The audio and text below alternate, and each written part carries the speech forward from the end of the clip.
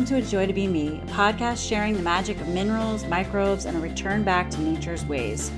Tune in to learn how to nourish yourself emotionally, mentally, physically, and spiritually.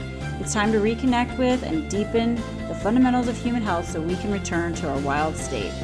I'm your host, Lydia Joy. Let's celebrate this wild ride we call the human experience. Welcome back to A Joy to Be Me. This is the last episode of my podcast under this name. Moving forward, the podcast will be Rewilded Wellness. As I mentioned previously, it was February of 2020 when I released A Joy to Be Me just before COVID hit the US with the lockdowns. I had been planning to start it up for almost 2 entire years before getting it out there. Maybe some of you remember my first podcast too, the Vibrant Health podcast that I did with Jessica Espinosa, even before A Joy to Be Me several years prior. Anyway, a lot has happened in the past 5 years, which has led me to pivot and claim my stake in sort of a new territory, if you will. I shifted the podcast direction a bit 2 years ago with my episode. It was episode 160. It was from February 9th of 2023, and it was The Fundamentals for Human Health Are So Sexy. If you haven't checked it out, that's a good one. And now I'm just owning it more fully with this new podcast name. Now, part of my journey includes chronic health issues, as well as a lot of trauma, loss, and grief. And in light of this, I have learned how to support someone who has chronic health issues and grief. And truth be told, it took me a while before I found the type of support I needed for myself in light of this. So if you know someone who is experiencing a lot of chronic health issues and major life disruptions, please be patient with them. Stay in connection. Keep showing up. I would not be here as solid as I am now if not for the few folks along the way who stood by my side. One in particular these past few years who stood by me through a lot of my grieving and processing and falling apart so I could put myself back together period of my life. And, grief is just wild. It just lives outside of time. And often it just looks like completely falling apart for years. 2020 started this cycle for me. Now, I've learned that recently bereaved is 5 years after a significant loss, right? So this includes losing homes, relationships, and even your close animal friends. And after 5 years, it doesn't go away. It's just not as acute. So it's been 5.5 years since losing and leaving our mold home in November of 2019 and having to figure out a new housing situation, which is a whole debacle. I'll save that for another time. It has not been quite 4 years since my relationship ended, and very abruptly, I might add. And so I'm just now feeling recognizable to myself again. I'm not the same. I am changed, and I've become more myself as each year has passed. And I'm really feeling into my way into this new version of me, and I am definitely not wasting my suffering. More on that in the future. I'm also moving out of life with chronic health issues. It's no longer my identity. And the chronic health issues for me personally started when I was in middle school and morphed on and off over the years throughout my life.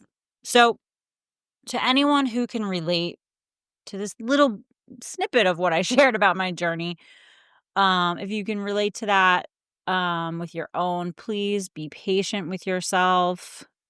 And please be patient with fellow grievers and chronic health sufferers who are just trying to find their way back to themselves. The fog can be incredibly thick and take time to just part. But at least we don't have to walk through it alone. Okay? So for me, nervous system healing is a huge part of this journey. The three things that have helped me the most to reset mine have been what this podcast is all about. And I've summed them up under, minerals, microbes, and a return to nature's ways, just to keep it brief. Which is why rewilding is really the perfect complement to my life's journey and body of work at this time. And my rewilding journey has made me realize that my body is an ecosystem, much like nature itself. And to truly thrive, I needed to address all the factors that support a healthy inner ecosystem. Now I'm just here to continue to share what I've learned from this journey of mine and teach others about Rewilded Wellness. And it was this perspective that really deepened my appreciation for my own local environment.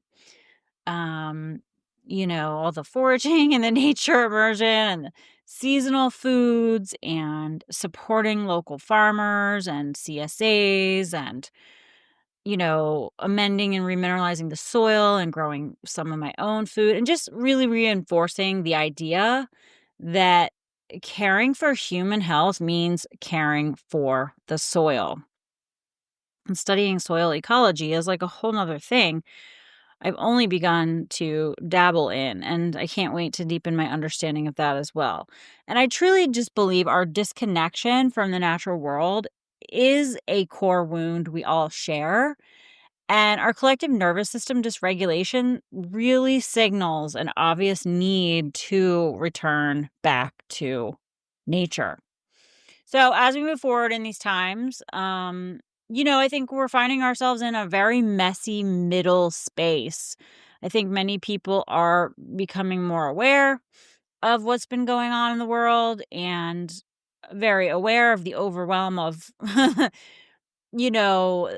destabilizing it has become and the infrastructures that are no longer working. And so the we're in this like kind of, what do we do now? How do we clean this all up, right? So it's like this cleanup era, if you will. And if we're honest, we are witnessing the breakdown all around us if we're actually paying attention, right? And this is our opportunity to break through and repair and do the repair. And I've been joking, sort of, like I call it the real Build Back Better for the last few years. It's like, really, this is the time. We're in this era of building back better. So I do believe we have to acknowledge and grieve what's been going on, what we've lost, what's been done in the world, and the acceptance piece is so essential before we can actually rebuild. And I don't think we can rush this process or even question how long it will take. It will take as long as it needs to. There's no going back. But the more of us that, repair our own inner ecosystems, the more we can link arms with each other and support the collective and, clean up our local environments and so on and so forth. And so in light of this, everything that's been going on our whole lives, really, but in this last 5 years, particularly has been emphasized. Nervous system healing and regulation is currently a very big topic in the health and wellness space. I was on a guest podcast 3 years ago chatting about the role of minerals in nervous system regulation, with someone who taught that to her audience. If you want to check that episode out, it'll be in the show notes for you. It was pretty good. But since then, I've really deepened my understanding and research on this. I've had my qualms about it, like kind of trending as I do. I get skeptical about anything when it starts to trend. Just because I worry it's going to be like diluted or turn into some new weird dogma, right? Or like some excuse to not take personal responsibility, right? But ultimately, I see the incredible importance of education around it and how this impacts us all. So today, I thought I'd begin with minerals and their role in your nervous system function, because I'm not seeing a whole lot of nervous system-based practitioners talking about this piece. And then, I'll probably cover the microbiome in a future episode, because that's like obviously huge as well. So, are you ready? Let's go ahead and dive on in. Now, minerals play a really key, crucial role in keeping our nervous system running smoothly, much like essential components in a complex electrical network. So you can think of your nervous system as like an intricate communication system in your body, with the brain as the control center, the spinal cord as the main information highway, and the nerves as messengers reaching every part of your body. And, various minerals contribute to this system in different ways. Like sodium, potassium, and calcium, they act as the electricity flowing through the wires, creating and transmitting signals along your nerves. Calcium and phosphorus serve as like building blocks, helping to construct and maintain nerve cells. Copper helps form myelin, which is the insulating layer around our nerves, and it ensures efficient signal travel, like kind of like the plastic coating on electrical wires, to be kind of simplistic about it. Um, and minerals also play like vital roles in energy production for our nerve cells, creation and regulation of neurotransmitters, which are the chemical messengers of our nervous system, as well as protection against cellular damage. So they also are super essential for proper enzyme function. I talked about this a bunch of episodes back, actually, a little bit more fully. And they act like they act like tiny, like the enzymes. They act like tiny little machines that like perform various tasks in your nervous system. So I'm just trying to keep it really simple here. So maintaining the right balance of minerals is crucial. When there is an imbalance or deficiency, it can lead to various nervous system problems, ranging from minor issues, so like, I don't know, just something as simple as like muscle cramps, right? We're all familiar with that. We've all had those, to more serious neurological conditions like we are seeing on the rise now with Alzheimer's, Parkinson's, and dementia. Um, and so these disruptions can manifest in different ways. They can start as like movement problems, memory issues, and then they can be as severe as like seizures, other types of muscle weakness. And it just really depends on which part of the communication network is affected by these different deficiencies and imbalances, as well as toxicities. So, in essence, minerals are kind of like the nuts, the bolts, the fuel, the electricity that keep your body's complex communication network functioning properly. And it's really important that we understand this connection, because then it helps us support whatever level of, symptoms or conditions or neurological issues that we might have more effectively, when we can actually like view the entire communication network, especially if we can start to recognize it sooner than later. Like when symptoms start to appear, we can kind of know better what to do about it, instead of waiting until, the body's gone so far so long and now you've got like some severe issue. Um oh my goodness, it's getting it's getting to be frustrating to see how many people are suffering, earlier and earlier, when there's so much that can be done sooner. So, first things first, with minerals, no mineral works alone. That's the first rule of minerals. So if you hang out with me at all, that's what I want you to remember. No mineral works alone. Everything affects everything. Please engrave that into your brains. We have to get away from the isolationistic way of viewing everything in these times, okay? So because of our nature divorcement and the soil degradation and excessive chemicals being used, our minerals have been missing and imbalanced. We've inherited these imbalances from the previous generations. So you inherited your mother's nervous system, you inherited her mother's nervous system, right? Like you inherit your mother's mineral imprint, whatever it is, and that represents her current state of physiology, right? So that's why I talked about, the maternal microbiome and some of the things I talked about in episodes previous to this one. It's because we have to start seeing this, right? Because, the previous generations pass on to us and we're continuing to pass them on to the next. So we really have our work cut out for us to do the repair. And this is one of the reasons why I've stayed with this body of work for so long, because I see how far reaching this goes. Um, Anyways, I want to start with magnesium and copper. These are the two biggies Dr. Malter taught me to prioritize back in the day when I was mentoring under him. And they are the top two I've covered on the podcast so far in past episodes. So you can definitely go back and dig through the archives. Um, Magnesium, it plays such a crucial role in keeping your nervous system healthy and functioning properly. It's like a master key that unlocks so many important processes in your brain and your nerves. And in your nervous system, magnesium helps maintain the delicate balance of ions in your nerve cells. And it influences how your brain adapts and learns and controls the release of important chemical messengers. And it's also like a brake pedal for your body's stress response, helping you to regulate the release of stress hormones like cortisol, the one that we, talk about all the time. So, your central nervous system needs a good bit of magnesium to work correctly. And if your reserves get constantly used up without restoration and drop too low, it's kind of like, guess it's kind of like a car running out of oil, right? Like things start to go wrong. But guys, we're not machines. We're so much more complex than machines. But I think we understand the analogy, right?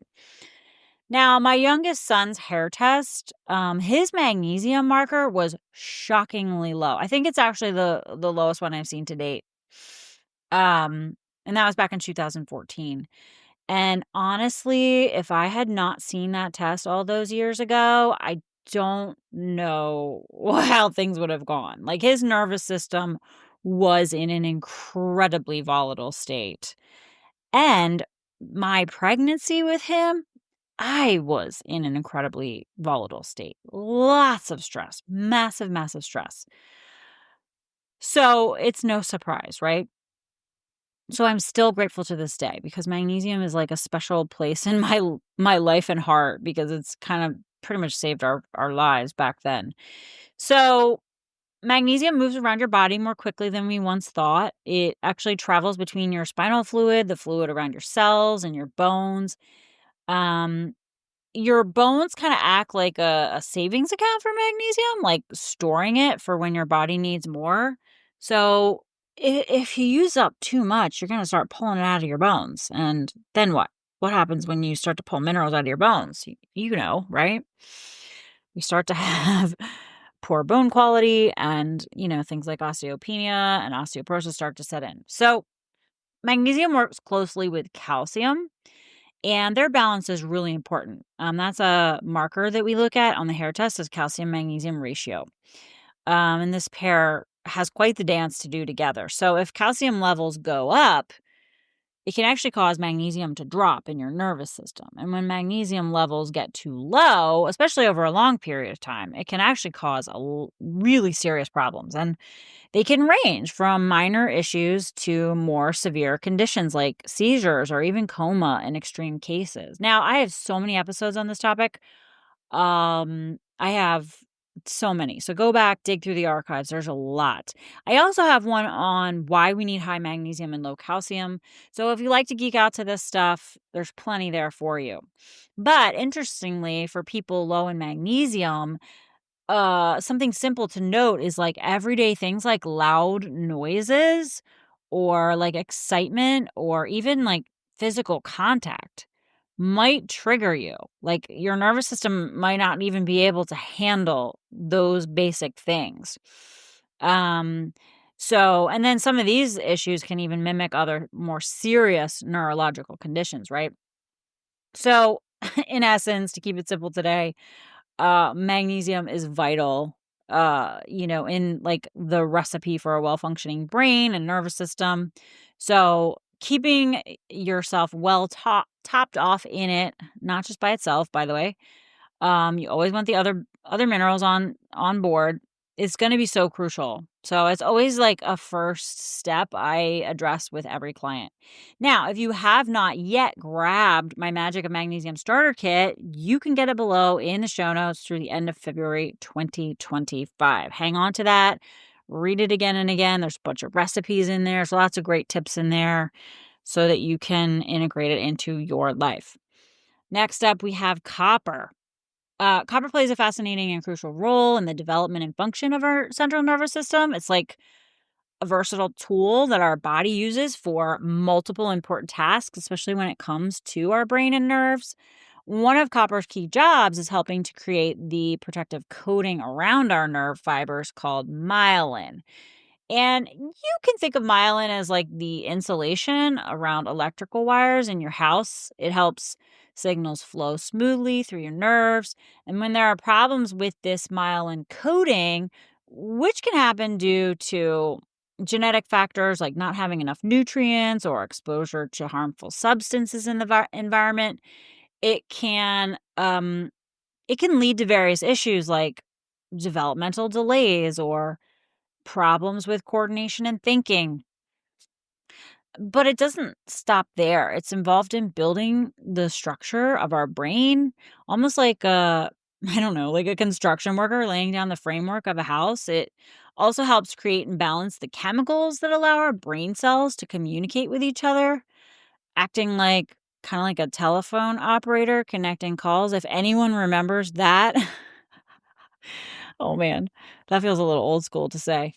Um, Copper even plays a part in protecting our brain from damage, producing energy for brain cells, and working with iron to make sure our brain gets the oxygen it needs.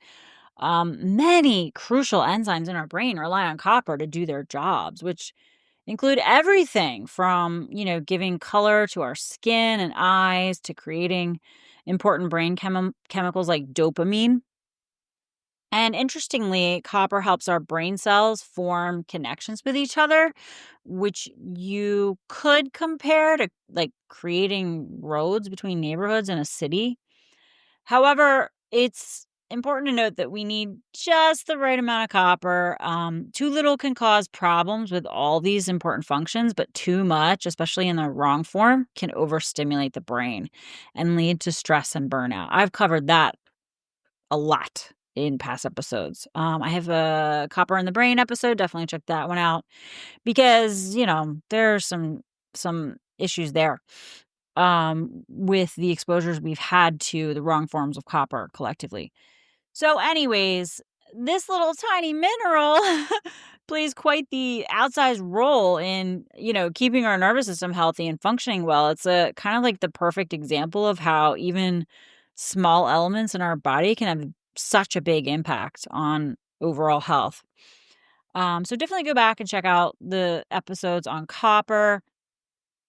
Right. And like I said just a second ago, like there are many minerals that can become dysregulated or in excess um, because of the problematic exposures of the wrong form of the mineral paired with the stress of the modern life that create more imbalances, therefore excesses. So like certain ones would be like calcium, iron, manganese, copper. Those are some of the biggies, but there's a few others where this can occur. So with each, there can be like a whole new set of different issues that unfold in the body, which is why I always say no mineral works alone. Everything affects everything. It's like we're not just dealing with, put a mineral in and it raises your minerals. Like it's not that basic. It's incredibly complex. And so we have to kind of keep that in the back of our minds at all times. So the next are the remaining three of the core four macro minerals. I'm not going to go too deep into this because we really could spend a ton of time trying to understand all of the relationships. But let's go with calcium. Calcium ions are like tiny little messengers that play a crucial role in how our nervous system works. They're involved in many important processes. They help our nerve cells communicate, to triggering various reactions inside the cells. And our bodies maintain, they try to maintain a delicate balance of calcium with much more outside our cells than inside. So, this difference is really important because it allows our nervous system to function properly. So, when calcium moves in and out of cells, it can trigger all sorts of actions.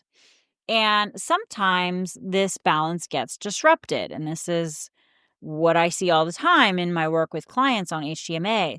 If we have too much calcium getting inside our nerve cells, it can lead to problems. This is like more fast oxidation type person. But some of the reasons why it can happen is like maybe um, we have a brain injury, right? And the problems that can occur when our body's in this pattern can lead to severe things like stroke, or even epilepsy. So it's really important to understand how calcium works in our nervous system, not just for knowing how our brains function normally, but to help us figure out what goes wrong in various brain diseases. This is a big one. Like, I studied the heck out of this mineral for a while early on in my uh time, starting with HTMA, and man, oh man, it is amazing like what we have done because of all the excess calcium in our diet. So it's really wild. It's really fascinating. It's like studying the flow of traffic in a city to understand both how things work smoothly and like what causes traffic jams. So, calcium, it's kind of like a conductor in an orchestra. I think magnesium is a little bit more so, like the main conductor, but it gives you a picture of like what I'm trying to say here because it helps to coordinate all the different parts to create the symphony of our brain function. And as I learned in my nutrition training, calcium homeostasis is like this game of cofactors, is what we would say. There's a lot of things that have to play into calcium metabolism working right. And like I said, we have this like really weird history when it comes to calcium because we overemphasized it in processed foods. Maybe you remember like the got milk commercials, right? Like, because why? Because they were trying to get us to take calcium. And then everyone, in my generation was like, "Oh, you're taking your calcium," right? So it has become a mineral that we have had this like excess exposure of poor forms of it without its cofactors, without addressing it as a whole. So that has become problematic for the generations of people who were in that era and did the thing of taking their calcium like a dutiful little, human being doing what you're told, right?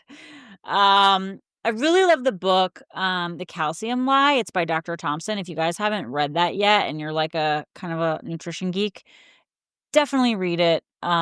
It's a really great primer on this issue. I really love how he explains how stress affects the mineral system and leads to breakdown. So I think you'll find that really helpful.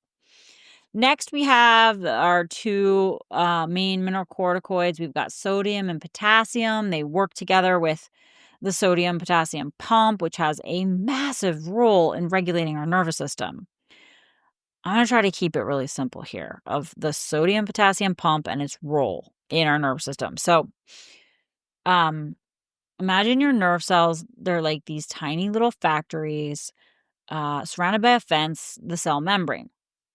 So the sodium potassium pump is like a special gate in this fence that helps maintain order inside and outside the factory. So this pump like works tirelessly using energy in the form of ATP to move sodium and potassium ions in and out of the cell. Kind of like a security guard that kicks out 3 sodium ions for every 2 potassium ions it lets in. And this might seem a little unfair, but it's crucial for keeping the right balance of these ions on both sides of the cell membrane. And if we can, maintain this ion balance, the sodium potassium pump is going to help to keep the cell's electrical charge stable. It's kind of like maintaining a steady voltage in a battery. It can control the cell's size, which can prevent it from swelling or shrinking too much. And then it can help the cell communicate with other cells. So, in nerve cells specifically, this pump plays a big role in how neurons respond to signals from neurotransmitters, which are, again, the chemical messengers of our nervous system. So, it's kind of like fine tuning a radio to pick up signals more clearly. So, while most of what we know about this comes from studying mammal brains, we have seen it works similarly in all mammals, humans included, because we have a nervous system. So, in essence, the sodium potassium pump is like a hardworking janitor in your nerve cells, constantly maintaining the right environment for your neurons to function properly and communicating effectively. Um, all right. So that was like a really, I don't know, like I try to sometimes talk like I'm talking to a third grader because I don't know what you know. And sometimes this stuff can be hard to understand. Um, Next, we have zinc. I love zinc. Oh, gosh, there's so much to say about it. Golly jeepers. But um, let's just keep it short and sweet. Zinc is kind of like a Swiss Army knife for our body. It's like essential for a lot. About 1% of our genes are dedicated to making proteins that use zinc. But in our brain and nervous system, zinc has an extra special role. So, um, we've got like nerve cells in our brain called zinc containing neurons, and they store zinc in kind of like tiny little bubbles along with their main communication chemical, glutamate. And these zinc filled bubbles are super concentrated, kind of like a strong cup of coffee, if you will. And these special zinc containing neurons are mostly found in the thinking part of our brain, the forebrain. And over time, in mammals like us, they've developed into a complex network that connects different parts of our brain, especially areas involved in memory, emotion, and higher thinking. It's like these zinc containing neurons have their own private communication line in our brain.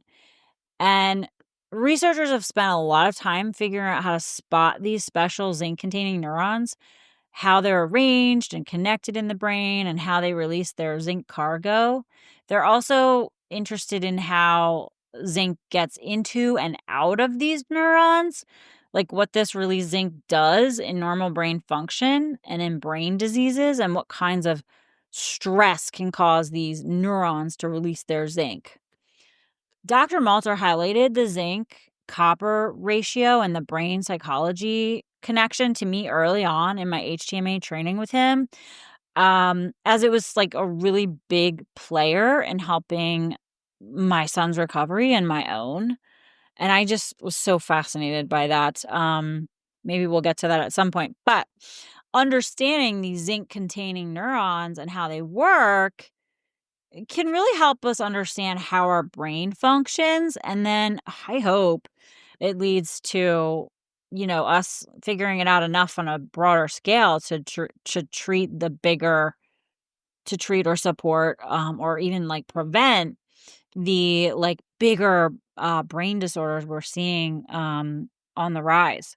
So, in essence, zinc in our nervous system is kind of like I don't know, like a secret ingredient that helps our brain cells communicate in special ways, particularly in the parts of our brain responsible for complex thinking and emotions. So when you think about nervous system and nervous system regulation and everyone talking about, feeling dysregulated, a lot of that has to do with like the lack of capacity to think clearly, calmly, have critical thinking skills, be able to have emotional intelligence and bandwidth, if you will, right? So zinc is going to play a big role in this for us, as well as copper and the balance between the two. So I personally find that, really fascinating and definitely a piece of, we can kind of see like I see the zinc copper ratio in hair tests when it's really out of balance. And I guarantee you that person's got, mental, emotional challenges going on in their life. I've seen it time and time again. Iron is another one that deserves a lot more time, because iron homeostasis is a bit complicated, and that's in part due to the excess iron exposures or the wrong form of iron that we've all been exposed to, in addition to the other minerals. So, anyway, I just want to keep it simple. Iron is crucial for our brain. But getting it there is a bit tricky. Like, our brain has a special barrier, our blood-brain barrier, and that controls what gets in and out. So it's like having a strict bouncer at a club, like making sure only you get only the right people get in, like not just carded, but like you're on the special guest list, right? Anyways, iron typically like hitches a ride on a protein called transferrin to get into the brain. And it's like taking a special taxi that has the right pass to get through the brain security checkpoints. And like once it's inside, it gets handed off to different brain cells, each with their own needs. And in our brain, different types of cells handle iron in really unique ways. So we've got oligodendrocytes, which help insulate nerve fibers, and they make a lot of transferrin, which is the iron taxi I said. Microglia, which is the brain's immune cells, and they're really good at storing iron. And then neurons, our main thinking cells, they've got a lot of receptors to grab iron because they really need it for energy production.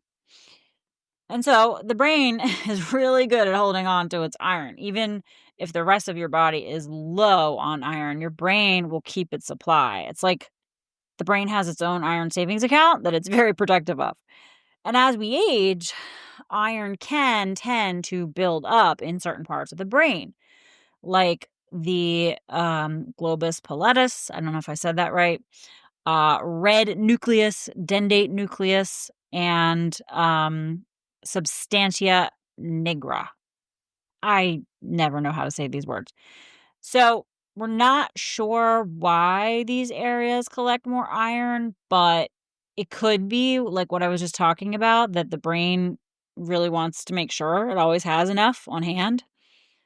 Um, and iron is super important for the brain because it helps with making the myelin, the insulin around our nerve fibers, and producing our neurotransmitters, our chemicals for communication, as well as transporting oxygen, generating energy in brain cells. And again, too much can be a problem, and we can have neurological disorders that are connected to this, right? We never want to have too much of a good thing because it can become a wrong thing in that case, right? So we always want to figure out the homeostasis of all these things. Um, in essence, iron in the brain is like a valuable resource that's carefully controlled, distributed, and stored to keep our brains functioning properly. And now I want to talk about manganese. It's not one that we hear a whole lot about. I actually read a study talking about emerging evidence suggesting that inherited states of manganese deficiency or excess can interfere with normal nervous system function. And there is a growing concern that increased manganese exposure can negatively affect intellectual function, cognition, behavior, particularly in developing brains of children. I felt for a really long time that HTMA should be used as a screening tool for people who are preparing to have kids. Like, it just seems like a no-brainer to me. I personally wish I had known about it back then, way back when. If the now me could go back and be the then me, I would totally be doing HTMA for sure, to prepare my body before having kids. But alas. It's really in large part why I've stayed with it for so long, because if you look at pediatric care, it's not even, there's just zero teaching about any way to, build a healthy child, let alone do so before you even become pregnant. So manganese, it's a tiny but important mineral. It's like a helper for many of the body's processes, especially in the brain and nervous system. It's like a key ingredient. right? In many recipes that keep our bodies running smoothly. So we're getting more and more interested in how it works in our bodies. I think there's more coming out about it. And we are starting to become more aware that when the body can't control minerals like manganese properly, it's leading to more and more health problems, especially in the brain. And when manganese gets out of balance, either too much or too little, it can contribute to several brain diseases. Um, these include conditions, like the whole Parkinson's, Alzheimer's, the biggies, right, that are affecting how our brain works, right? And guys, this isn't the only mineral. Like all the minerals could play some role, and even the heavy metals. And I don't sit around and think about like, oh, am I going to get Parkinson's one day? I'm too busy living my life now, and I think a lot of us are just trying to get by in the day to day, that we aren't really thinking about prevention. But if you do notice, these things are increasingly growing. More and more people are getting these conditions, and more people are getting them younger and younger. So I bring them up simply because it is a part of our collective health scape, or health paradigm, if you will, like where we're at collectively. Um, and some of you maybe have a parent or someone in your life who's there, or a grandparent, and you can see how devastating it is. Um, and that's why I think it's just so important to keep talking about the building blocks and the fundamentals that we can all be doing now, um, to avoid heading towards these things, right? Um, so the brain is particularly sensitive to manganese imbalances because this mineral is so important. It's like, I don't know, I guess it's like, maybe it's like how a car engine is sensitive to the right type and amount of oil. Like if it's not quite right, things can start to go wrong. Like if you don't have enough, or you have too much, or the wrong type, or I don't know. I don't know a whole lot about car engines, to be honest with you, but I think we kind of understand them a little better than the human body. So it seems like a good analogy. But keeping the right amount of manganese in our bodies, especially our brains, gosh, we've got to think about this. And unfortunately, over the years in my work with HTMA, I've seen most people very deficient in manganese. And I really believe one of the biggest reasons for this is the glyphosate issue, right? Like it's a mineral chelator, and for some reason it has more of an affinity for manganese. And when I was studying manganese years ago, I was just like trying to understand it. They started like testing for manganese in the soil, and it was just like deficient all over. So, and we've known about the soil quality for so long. So if you're relying on like conventionally raised foods, you're or you have lived off of conventionally raised foods for a really long time, you likely are low in manganese. The majority of tests I see, they are. But then there's also the flip side where there can be issues with excess manganese, which is like the improper form of it, which is less common. But as with any mineral, like we don't want those excesses either, because they can become problematic, especially when we don't know that they're going on. Like when we don't have any clue that we're exposed to an excess of a wrong form of a mineral.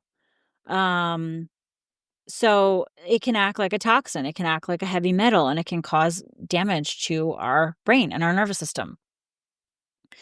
I'm going to pause here because there's so much we could talk about, and there are more minerals, but I want to at least cover heavy metals briefly in your nervous system.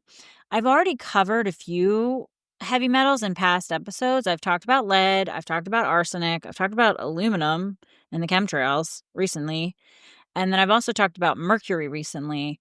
It is a massive central nervous system toxin and dysregulator. So that's in a recent episode. You can go listen to all about that. Those are some of the more prevalent metals that we've all unfortunately been exposed to in a lot of different ways.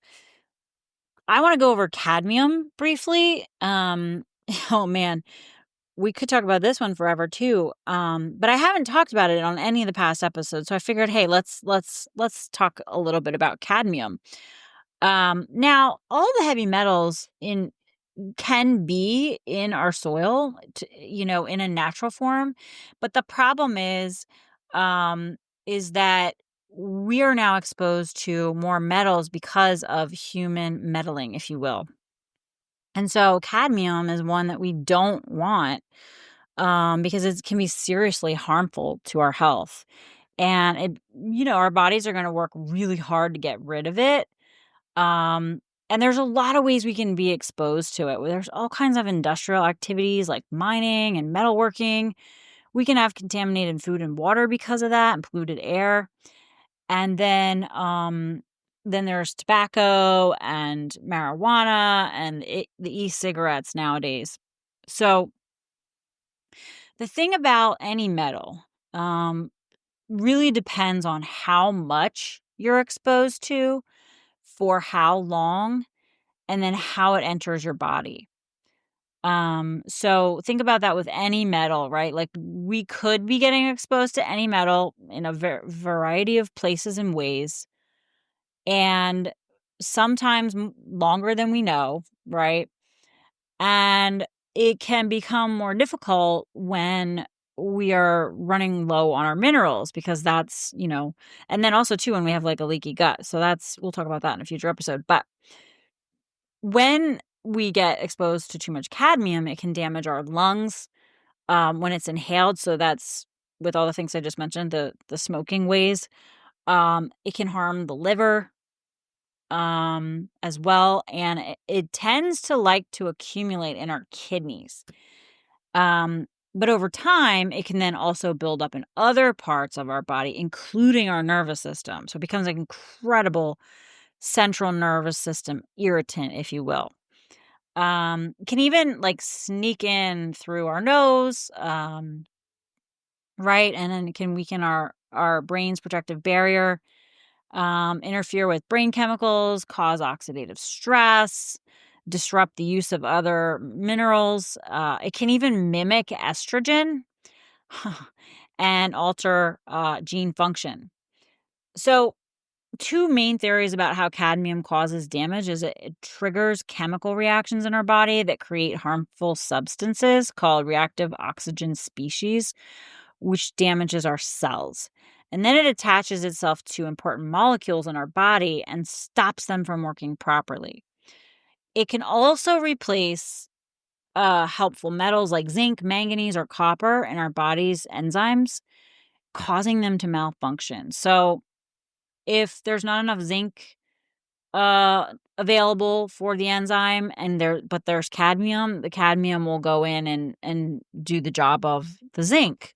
But we don't want the cadmium to do the job of the zinc. It's actually not a good it's not a good replacement, even though it can replace it. So it can just be like more overstimulating to the body. Cadmium can also interfere with important receptors on our cell surfaces, and it can like mess with how our body responds to hormones and other signals. And this metal disrupts how our body uses zinc. It affects our bones. It affects how we handle stress, and how we maintain the balance of other minerals, like I said, the iron, copper, and manganese. But zinc in particular, because zinc and cadmium are cadians of similar size and charge, and so that's why the cadmium can go in for the zinc, right? Like, and it can also inhibit zinc uptake in a variety of systems. Now, because it's so toxic and people can be exposed to it potentially quite often, it's really a big deal. Obviously, with all the metals, we want to prevent exposure.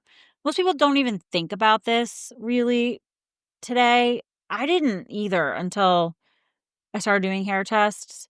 It kind of forced me to look at it, right? Like it forced me to look at the heavy metal issue a lot more. Otherwise, I don't know how seriously I would have taken it because I just didn't see it like right in front of me. You know what I mean? Um, and so obviously we want to prevent exposures wherever we can. And also understand how these metals harm our bodies so that we can actually take measures to support ourselves in light of the effects. And that's what mineral balancing with HTMA helps with. That's like, you see your hair test and you're like, oh, wow, I have cadmium. Holy moly. Like, I had no idea. And of course, at first, you're in shock and you have a little grief and concern and so on. But then you can look at the rest and understand how it connects to your whole picture, right? Like I usually explain this to my clients so that they understand and we know what we're trying to do so that we take away that fear factor and, get into proactive, measures, right? Um but studies show that cadmium exposure, especially long term, can significantly impact our nervous system function, overall health. So it's just like this unwanted gas that we have to like work really hard to get to leave. It doesn't belong there and it causes all kinds of trouble messing with our body's normal processes. So I want to actually note the whole um, piece of cadmium exposure. It's been increased through cigarettes, marijuana, and e-cigarettes. So, because those have been around for a while, and like, now all these e-cigarettes are available, and marijuana is legal in 24 states, and so we got a lot more people smoking, probably more than ever on the planet before, right? Now, Dr. Eck, he's the founder of Mineral Balancing Science. He was, talking about this back in, I don't know, gosh, must have been like the 80s. I don't know when his little book was put together, but he noted that marijuana could contain up to 9 times more cadmium than even cigarettes. So we know, cigarettes have been a source of cadmium as well. And honestly, that's the more concerning element than even the nicotine. We talk about nicotine, but like really it's the cadmium in these things that is far more problematic. Um, but, so long term, cadmium totally going to wreck our nervous system, right? A lot of people are using these things for some kind of temporary relief of how they feel in their nervous system, right? But the problem is it's only exacerbating issues, right? And now we have a lot more marijuana use, right? Like, so the plants, the cannabis plants, they are known as hyperaccumulators, and they can absorb more metals from their environment than most plants. Um, and there's usefulness to this, guys. Like heavy metal accumulators can help us clean up the environment, stuff like that. But I'm going to go into this. Bear with me. I've definitely found some more recent studies because when I was reading Dr. X stuff, I was like, wow, that's really so fascinating, but I want to know more. So I started looking around. Um, and also too, because I started to recognize it in my clients.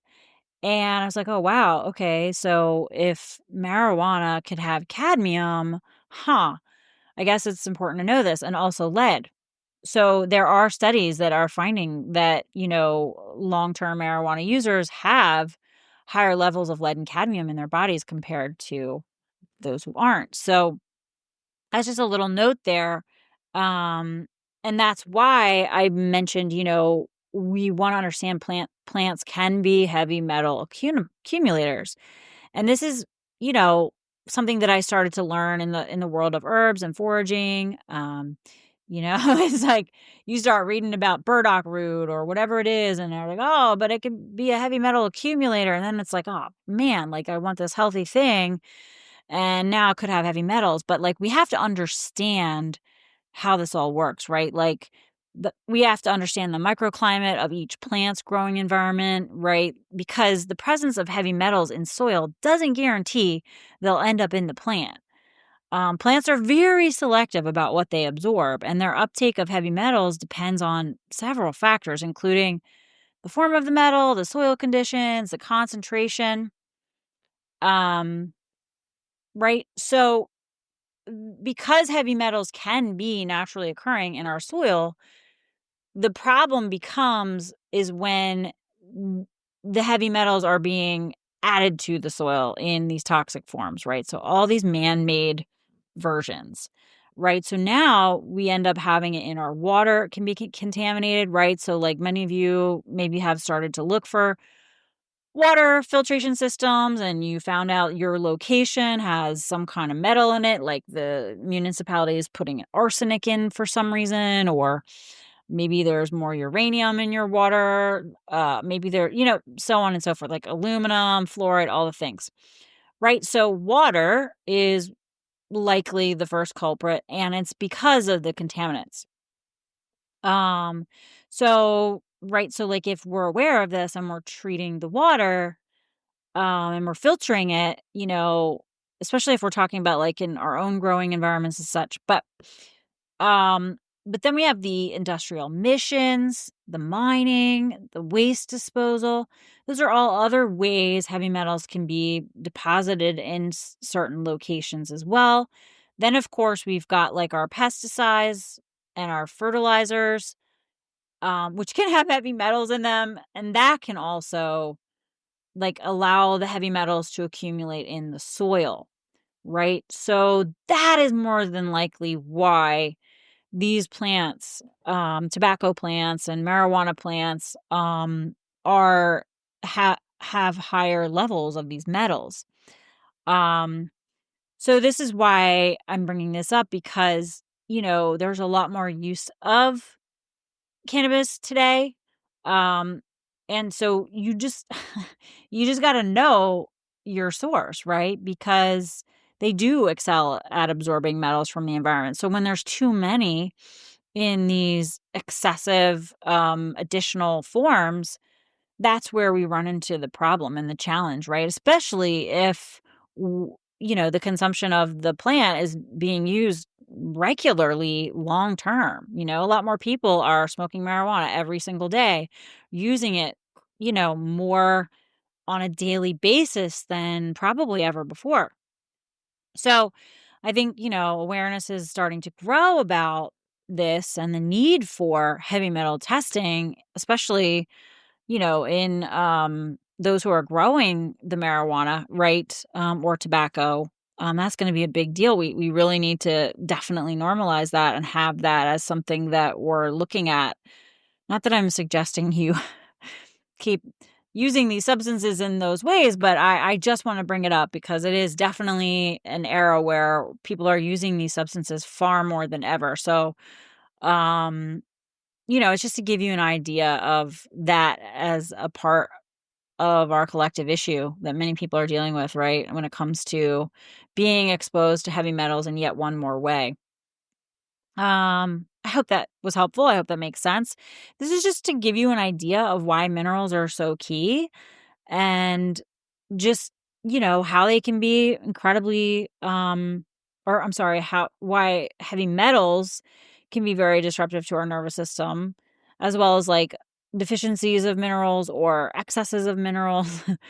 And how, the heavy metals can also just disrupt the mineral metabolism even more. I didn't really deeply cover that today, but I touched on it briefly with the cadmium and zinc. So this is going to further exacerbate any nervous system dysregulation and chronic health challenges. Okay, so where do we start? Well, you can work on all kinds of remineralizing foundations and pillars I've shared along the way throughout the 224 episodes on the podcast so far.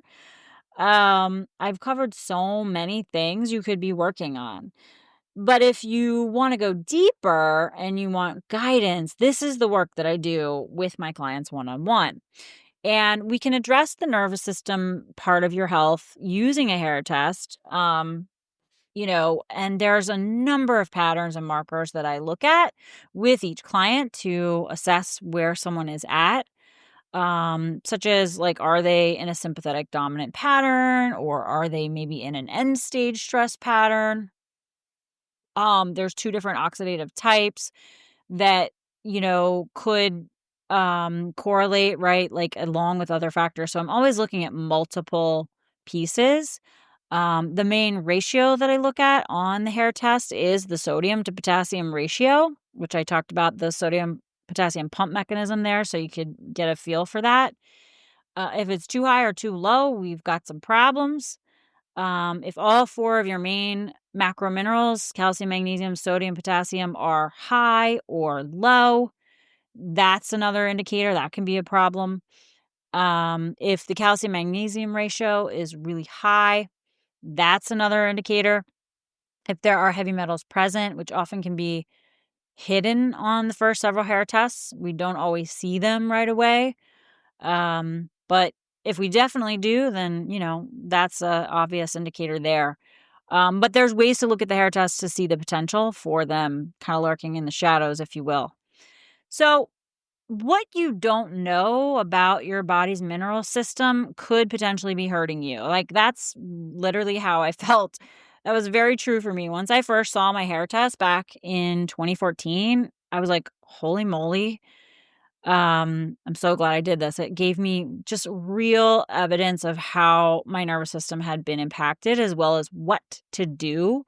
But it just also connected so many dots. Right? And I probably never would have stayed the course or taken minerals or metals more seriously if I hadn't really seen this information in the first place. Let me tell you, ignorance is not bliss. Sometimes we feel like it is because we're too overwhelmed to face things, but it is not bliss, y'all.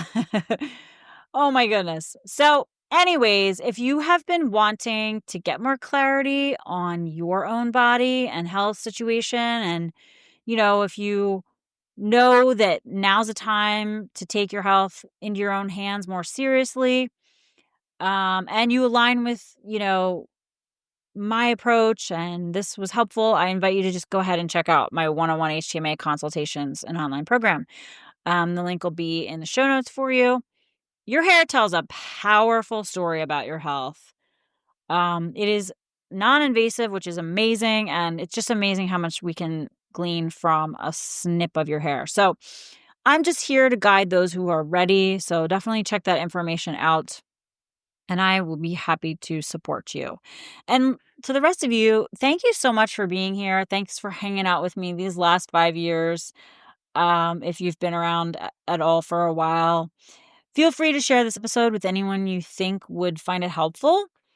And stay tuned for the next chapter of this podcast, as next week I'm going to be moving into the Rewilded Wellness version. All right, guys, until we meet again.